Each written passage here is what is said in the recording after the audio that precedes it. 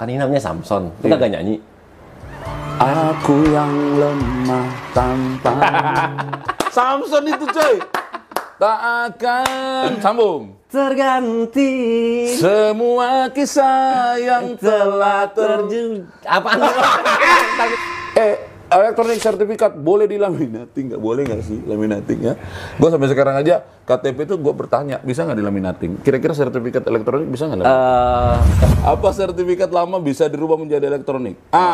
Ini Izin bertanya, dapatkah kita masyarakat sipil untuk mengecek girik tanah di kantor BPN? Ini banyak banget nih bang pertanyaan seperti ini. Kenapa? Assalamualaikum warahmatullahi wabarakatuh. Sobat ATR BPN dimanapun berada, dari Sabang sampai Merauke, dari timur sampai ke laut. Saya Semi, Saya Harrison. Ami, Samson. Saatnya menjawab suara online.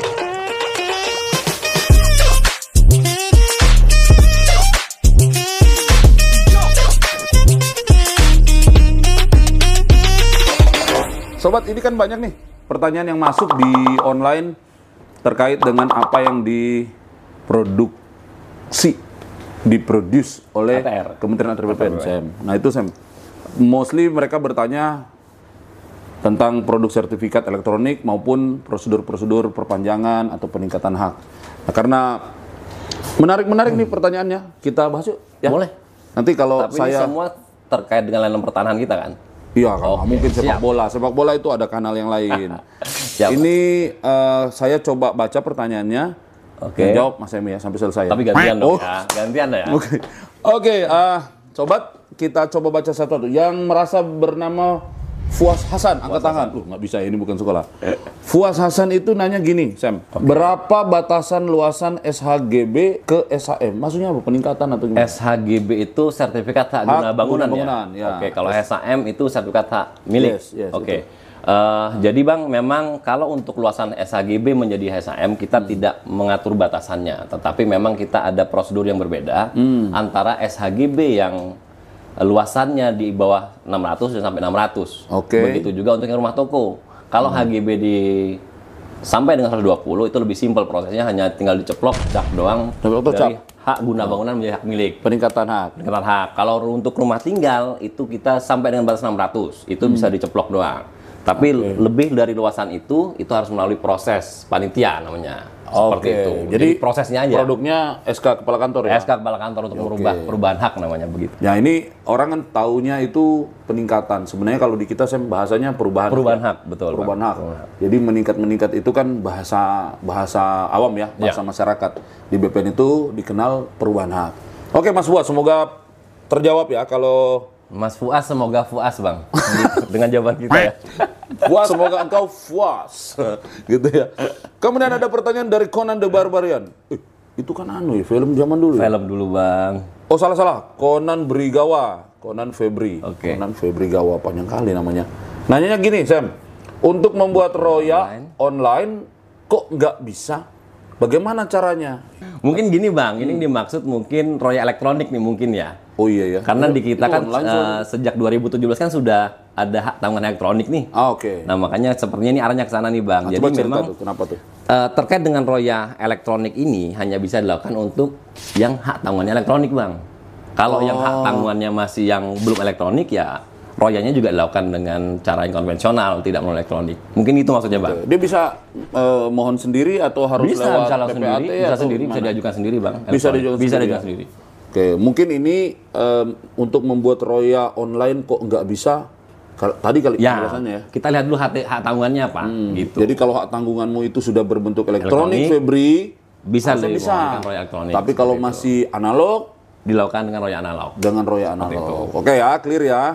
Pertanyaan nomor 3 datang dari Melvin Oloiharu, 17. Kalau HGU lahan bisa dirubah jadi hak milik nggak? Tidak bisa bro, karena HGU itu adalah hak untuk perkebunan. Oh, Ya, peruntukannya perkebunan. Peruntukan itu perkebunan. Hak milik itu pekarangan rumah tinggal. HGU itu kan mostly rata-rata apa ya, luas. Luas, Per lebih hektar. luas, betul. Kecuali betul. dirimu Melvin mau bikin rumah seluas 700 Dan memang dia hektar. dipakai untuk perkebunan seperti Dipakai itu ya. untuk perkebunan. Jadi HGU tidak bisa ke hak milik ya. Oke. Kalau HGB dengan HM mungkin 11-12 ya. Di luasan-luasan tertentu kan bisa melakukan perubahan. betul. Oke. Melvin, terima kasih, semoga puas ya. Oke. Ada pertanyaan dari Mbak Desi Mayasari. Mayasari itu bukannya bos Mayasari. Bis bang. Mayasari. Mungkin ini pemiliknya. Ya, atau mungkin ini keturunan dari pemilik bos Mayasari. Kalau ruko kayak ruko gitu kan HGB, emang bisa ya diubah jadi hak milik? Bisa. Nah, itu. Tadi udah ditanya sama Fuas Hasan ya? di atas, bisa. Sarannya? Ya, jadi memang kalau untuk rumah toko bang, kita juga sudah ada peraturan menterinya mengatur itu. Rumah toko selama memang pemanfaatannya lantai 1 dipakai toko, Ruko ya, lantai 2 rumah toko dipakai untuk perumahan, untuk dipakai untuk rumah tinggal, itu bisa diajukan untuk meningkatkan hak menjadi hak milik bang. Betul. Jadi intinya aturan Bisa. kita membolehkan itu dengan syarat-syarat terpenuhi. Syarat-syaratnya bisa dicek di sini nih ya. Nanti ada aturan-aturan mengenai pemberian haknya. Datang pertanyaan berikut dari Mustafa Fahalik. Coba jelaskan cara ubah nama kelurahan pada sertifikat. Jadi ini penyesuaian ya bang? Ubah penyesuaian nama nama kelurahan mungkin karena ada pemekaran administrasi wilayah berubah, betul. kelurahan A. Itu tinggal di mana? Cakung Timur ya? Nah, Cakung Timur jadi Cakung Barat. Tapi adalah lebih parah lagi. Dulunya misalnya Jawa Barat, sekarang jadi Jakarta Timur. Betul, Itu di gimana perbatasan. tuh? Gimana? Itu Ini ada kayaknya juga. sama nih masalahnya Mustafa nih. Jadi memang hal ini bang terjadi kan bukan keinginan Yang bersangkutan. masyarakat nih Ya, atau ya. pemohon. Jadi Ya. memang ini bisa kita Pengembangan proses wilayah, ya. dengan tanpa biaya bang. Tanpa biaya, tetapi kita minta nanti tolong dilampirkan ada surat keterangan dari kelurahan yang menyatakan bahwa memang bidang tanah si pemohon ini, masyarakat ini terletak di kelurahan mana. Ya, Seperti itu. nama layanannya apa dong? Nama layannya perubahan wilayah bang. Ganti wilayah. kalau Produknya kita. di sertifikat di apa? Produk kita hanya pencoretan di catatan pendaftarannya Kalau saja. kelurahan diganti. Iya, diganti ya. begitu. Berarti hanya seperti itu. Di database-nya otomatis langsung berubah ya? Otomatis langsung berubah. Kita sesuaikan. Itu tanpa biaya. Kan itu kan misalnya terjadi antar provinsi juga sama. Sama. Provinsi-provinsi beda nih. Sama. Kayak tadi saya bilang kan Jawa Barat dengan DKI Jakarta. Sama bang, itu sama. Oke, bisa ya Mustafa. Jadi please datang ke kantor. Itu harus datang ya? Harus Kantor datang, ya? harus datang, karena harus dicek sama teman-teman. Bawa sertifikat dan dokumen-dokumen lainnya. Oke Mustafa, semoga puas dan semoga kamu bisa memastikan dirimu itu sebenarnya ada di Jawa Barat atau di DKI. Nomor Yang 6. mana? Nomor Dari Hergun 7044 nih bang. Mau tanya nih kalau sertifikat hilang bisa dicetak kembali nggak ya, bang? Bisa. Sertifikat hilang itu sebelum dicetak itu ada proses dulu. Proses penggantian. Kalau cuma cetak aja semua pun bisa dicetak, fotokopi juga bisa. Tapi prosesnya yang penting, bukan bisa dicetak. Kalau hilang karena apa? Karena penggantian karena hilang ya. Kan kalau penggantian sertifikat itu kan ada karena rusak ya saya Karena rusak atau belangko lama betul. ya. Rata-rata seperti itu, 3 penyebab itu, rusak, hilang, belangko lama. Nah kalau yang ini kan Hergun nanya hilang ya. Nah hilang itu kan berarti nanti kamu harus harus menyiapkan surat keterangan hilang dari polisi. Terus pengumuman. Sebulan ya? 1 bulan. Sebulan pengumuman.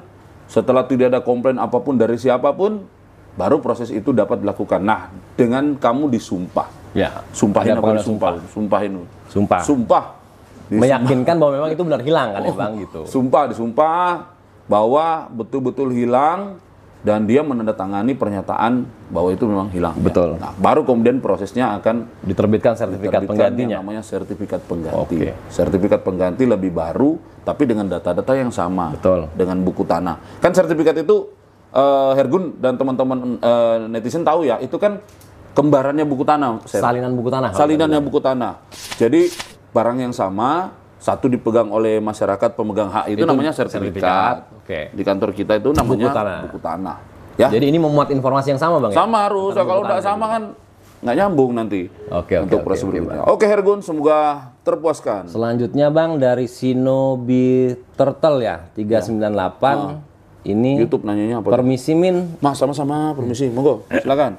Permisi. Izin bertanya, dapatkah kita masyarakat sipil untuk mengecek girik tanah di kantor BPN? Untuk kita di kantor pertanahan banyak banget pertanyaan orang datang bawa girik gitu. Gimana bang?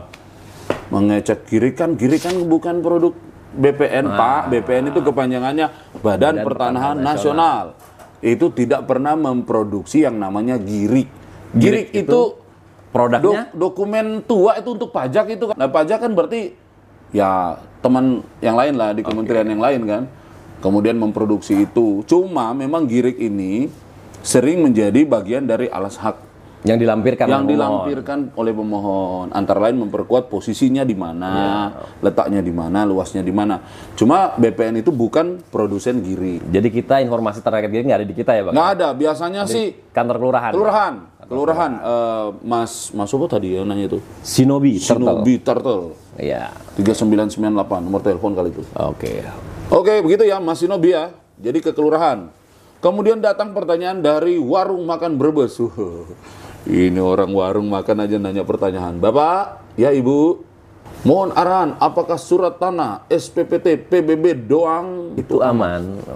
Oh, pajak kan ya? PBB itu kan untuk pembayaran pajak ya Bang Pajak, ya? sama kayak gini Ya. gitu, tapi lebih Sama giri. Lebih kekinian ini lah.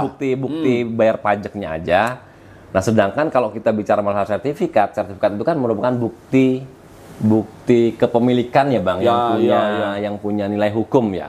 Jadi kalau pertanyaannya apakah surat tanah SPT PBB itu cukup aman? Tidak cukup aman Bang. Ya. Jadi seharusnya SPT PBB itu dilengkapi dengan persyaratan lainnya, diajukan sertifikatnya. Supaya datanya terrecord juga di BPN sehingga dapat kita ikut mengamankan juga Bang. Begitu. Jadi kalau pajak itu memang kewajiban. Betul. Kalau siapapun warga negara kan punya sebidang tanah, bangunan, ya dia ada kewajiban membayar pajak. Iya, betul. Tapi kalau bicara soal aspek keamanan administrasi pertanahan itu ranah yang harus ditambahkan daripada sekedar kewajiban pajak. Karena kalau kita bicara mendaftarkan bukti tanah, kepemilikan tanah ya sertifikat. Satunya sertifikat. sertifikat. Tidak ada yang lain.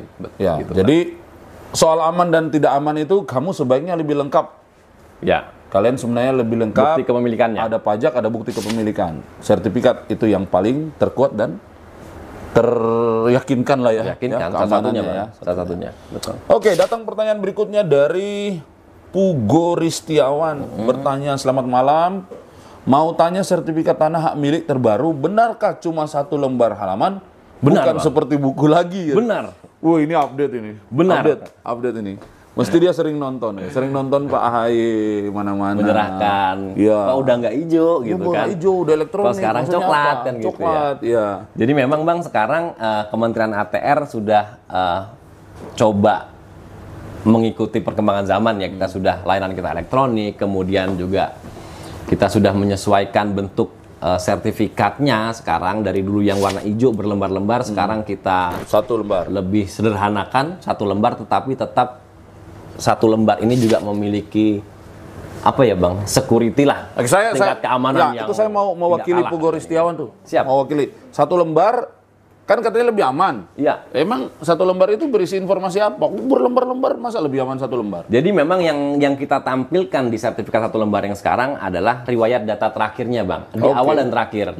Jadi nanti di 1 lembar itu kita hanya bisa lihat perolehan awalnya dari mana, kemudian riwayat terakhirnya apa ya? gitu. Tetapi nanti jika diperlukan kita bisa minta nih Bang, salinan yang komplitnya itu salinan buku tanah. Salinan riwayat komplitnya. Iya, Oke. itu kita simpan semua. Pakai barcode? Pakai barcode. Nah, kalau di barcode harus pakai Di aplikasi barcode, tertentu atau gimana?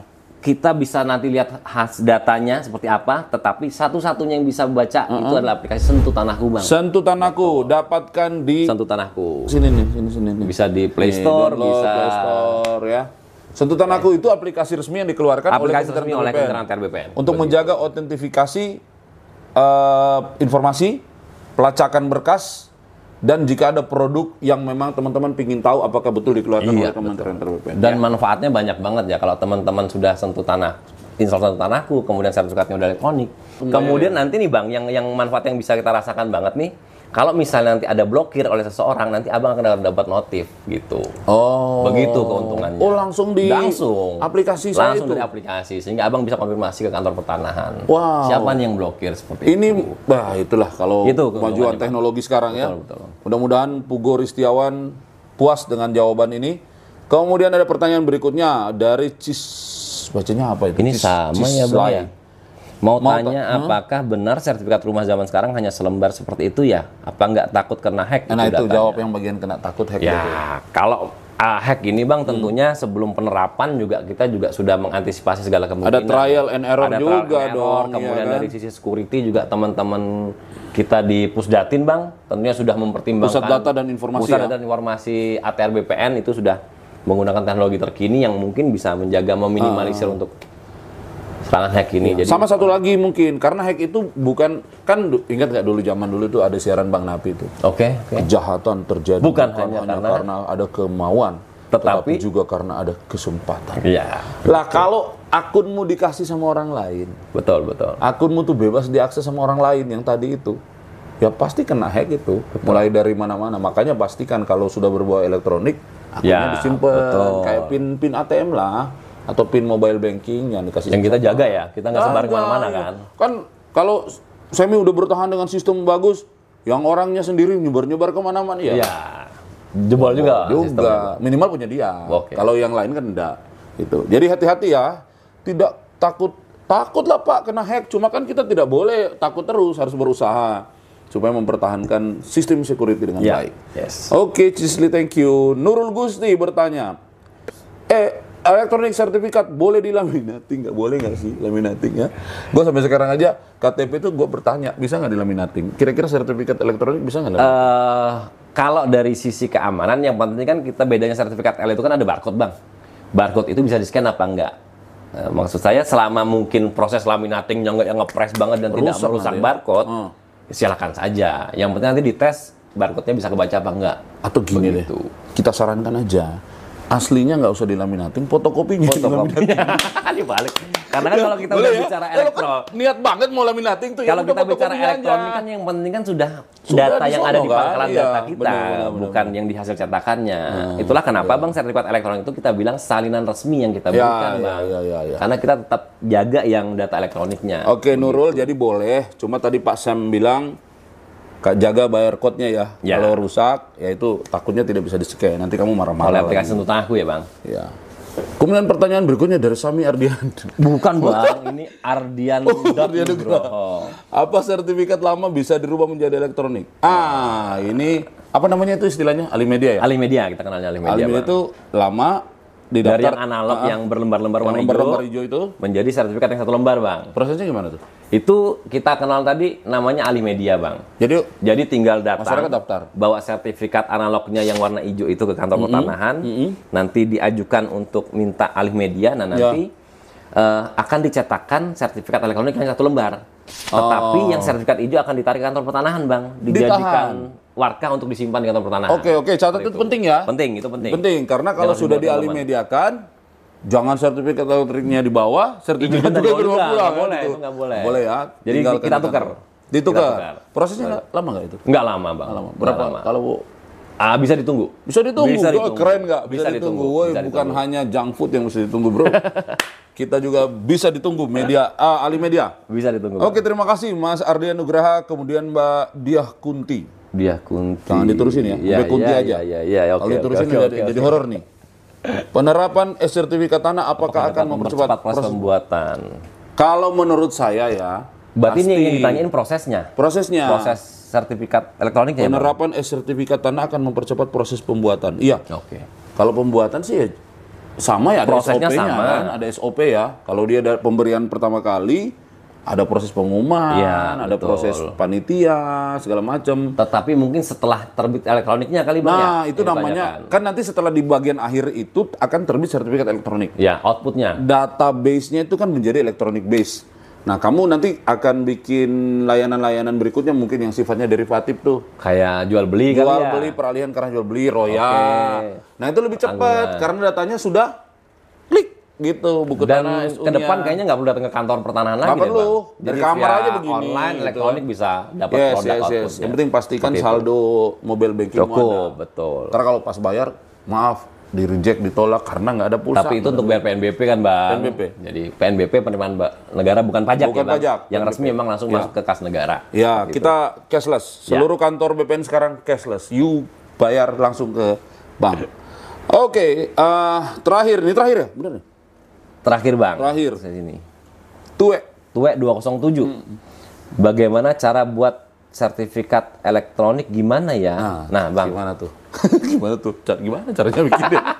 Oke, teman-teman, Tuwe 207. Jadi untuk persyaratannya sama ya, sama dengan sertifikat sebelumnya yang analog sama aja, tapi memang nanti outputnya akan diberikan kepada pemohon itu, kepada masyarakat adalah sertifikat yang bentuknya 1 lembar, bukan yang hijau lagi, tapi semua persyaratannya sama, Bang. Itu nanti bisa dilihat di aturan kita lah terkait dengan jenis layanan yang dimohon dan persyaratannya. Seperti itu, Bang. Ya memang Mas Tue, nggak enak banget sih.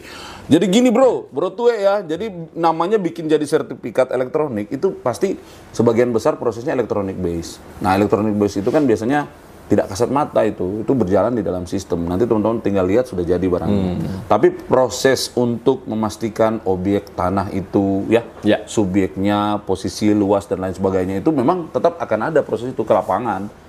Tapi proses pembuatan sertifikat elektronik ini sampai ke outputnya elektronik. Nah, itu elektronik. Tapi SOP untuk mengurus pendaftaran tanah itu tetap berlaku sebagaimana yang kita ketahui selama ini dalam proses pendaftaran tanah. Jadi mana lagi, Bang? Sudah selesai. Cukup? Waduh. Jadi teman-teman netizen yang kita banggakan, kita cintai, kita hormati dan kita puja dan puji. Sayangi juga dong. Kita sayangi juga, Bang. Kita sayangi, bener. Ini bakal jadi sobat-sobat kita nanti ke depannya nih, Bang. Ya, karena banyak nanti pertanyaan kan kita bacain semua. Kita jawab semua. Seperti itu. Jangan sungkan, jangan malu, jangan ragu untuk bertanya ke kita di program Samson, Semi, dan Harrison. Kita akan berusaha menjawab sedetil mungkin, seenak mungkin, segaya mungkin ya gaya. Tapi yang jelas kita mungkin nggak perlu nyebutin peraturan nomor berapa ya, Bang ya. Peraturan mah tinggal dicari. Baca di sini ntar. Nanti akan ditampilkan oleh teman-teman nih. Kasih alamat yang mana bisa diakses seluruh aturan mengenai Kementerian Antar BPN. Oke. Mudah-mudahan teman-teman semua puas. Teman-teman semua. Kan ini namanya Samson. Kita gak nyanyi. Aku yang lemah tanpa. Samson itu coy. Tak akan sambung. Terganti Semua kisah yang telah terjun. Apaan? Udah. Kita latihan dulu. Semi, Harrison, Samson. Sampai ketemu lagi. Ciao. Assalamualaikum warahmatullahi wabarakatuh.